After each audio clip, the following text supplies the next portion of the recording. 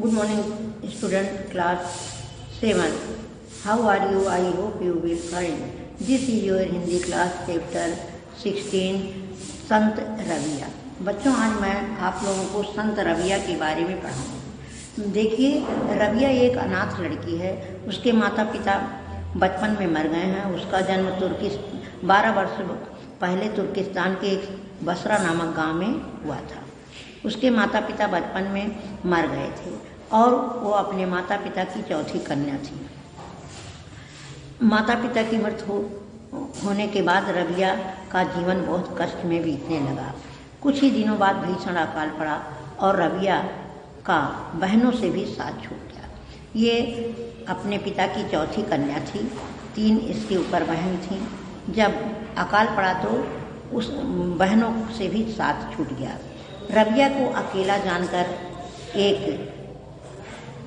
एक दुष्ट व्यक्ति ने धोखे से फुसला कर रविया को एक धनी व्यक्ति के हाथ बेच दिया। धनी व्यक्ति बहुत ही स्वार्थी और निर्दयी था। रविया को पैसे से खरीदी होने के कारण उसे गुलाम समझता था। हर समय उससे कोई न कोई काम करवाता रहता था। रविया तंग आकर और एकांत में बैठकर रो रो कर अपना दुख खुदा से सुनाया करती थी। वह कहती थी, या रब, मैं तो अनाथ हूँ, पर तू अनाथों का नाथ है। तेरे सिवा मेरे और कौन सहारा है।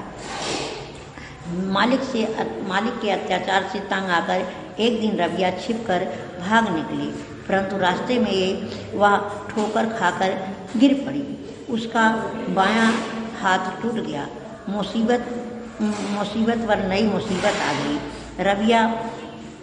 रविया ने कहा, या खुदा, तेरी जैसी मर्जी।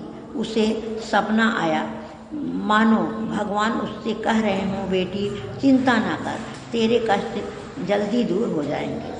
रविया धनी व्यक्ति के घर में कामकाज जब करती थी तो अपने कोठरी में अकेले बैठकर खुदा से इबादत यानी प्रार्थना रो रो के करती थी कि हे प्रभु, आपने मुझे यह कैसा बना दिया कि मैं एक तो अनाथ हूँ और दूसरे मालिक की गुलाम हूँ। ये दिन रात मुझसे काम करवाता है और मैं अपने जी को सांत्वना देने के लिए किसी से कह भी नहीं सकती। अचानक एक दिन रविया अपने कमरे में जाकर रो रही थी और खुदा से प्रार्थना कर रही थी तो देखा गजब का प्रकाश उसके कमरे में। कौन देखा? मालिक ने। मालिक की नींद जब 12 बजे के बाद खुली तो उसने देखा कि कौन रो रो करके प्रार्थना कर रहा है। रविया के कमरे में खिड़की से झांका तो देखा गजब का प्रकाश था। वो रो रो के भगवान से प्रार्थना कर रही थी, वह सुना।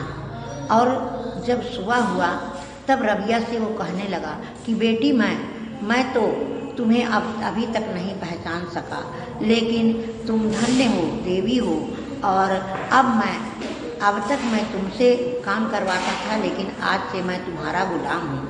रविया ने कहा, नहीं, ऐसा नहीं। कुछ दिनों के बाद रविया को बुखार हुआ। उसकी तबीयत खराब हो गई और तबीयत जब खराब हो गई, वो 12 वर्ष से राजस्थान में रह रही थी। वहाँ जबकि क्या खजूर बहुत हैं, तो एक सूफी संत भगवान के रूप में आया, सूफियान नाम का।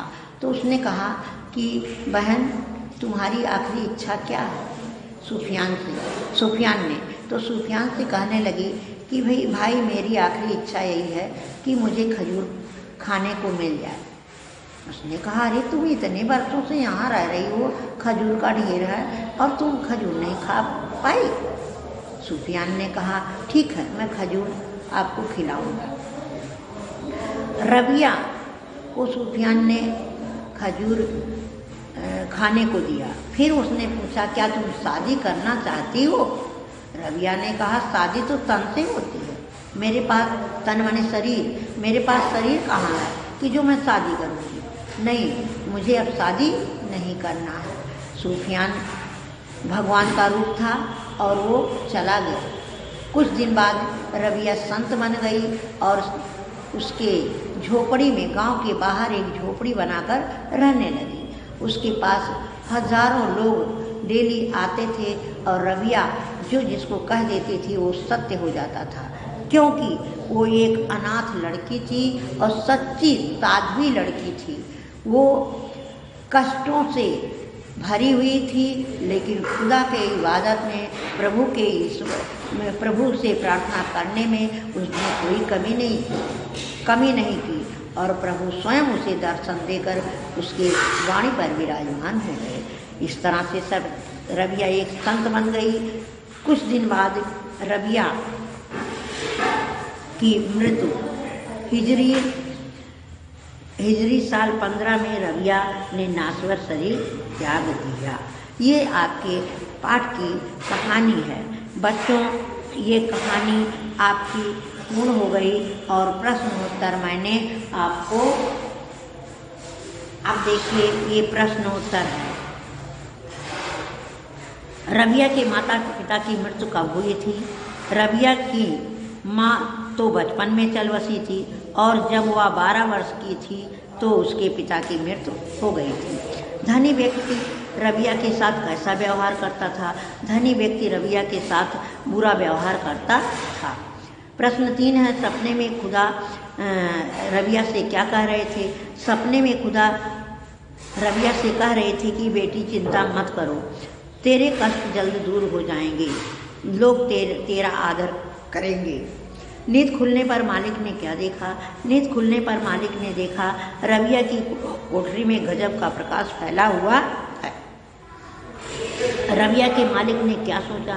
रबिया के मालिक ने सोचा, ऐसी पवित्र और पूजनीय देवी को गुलामी में रखकर मैंने बड़ा अन्याय और पाप किया है। ऐसी खुदा की इबादत करने वाली को तो मुझे सेवा करनी चाहिए। ये बच्चों प्रश्न है। फिर है, रबिया का जन्म कहाँ हुआ था? रबिया का जन्म तुर्किस्तान के बसरा नामक ग्राम में हुआ था। रबिया को किसने बेचा? रबिया को एक दुष्ट व्यक्ति ने बहला फुसलाकर एक धनी व्यक्ति के हाथ भेज दिया। खुदा से इबादत करते हुए रबिया क्या कहती थी? खुदा से इबादत करते हुए रबिया कहती थी, ए मालिक, अब मैं सिर्फ तेरा ही हुक्म मानना चाहती हूँ, लेकिन क्या करूँ, जितना चाहती हूँ उतना नहीं हो पाता। मालिक ने क्या देखा? मालिक ने देखा कि रबिया की कोठरी में गजब का प्रकाश फैला हुआ है। रबिया ने सुफियान से क्या कहा? रबिया ने सुफियान से कहा, सुफियान, क्या तुम इस बात को नहीं जानते कि बीमारी किसके इशारे पर हुई है? रबिया ने नाश्वर शरीर कब त्यागा? रबिया ने अपना नाश्वर शरीर हिजरी साल 15वें में त्यागा। ये बच्चों आपका क्लास वर्क है। क्लास वर्क आप नीट एंड क्लीन लिखोगे। फिर है आपका बहुविकल्पी प्रश्न। सही उत्तर पर सही का निशान लगाओ, रिक्त स्थान दिए गए शब्दों से वाक्य बनाओ। किसने किससे कहा? ये आपका होमवर्क होगा। आप नीट एंड क्लीन लिखोगे। ओके, बाय, फिर मिलते हैं।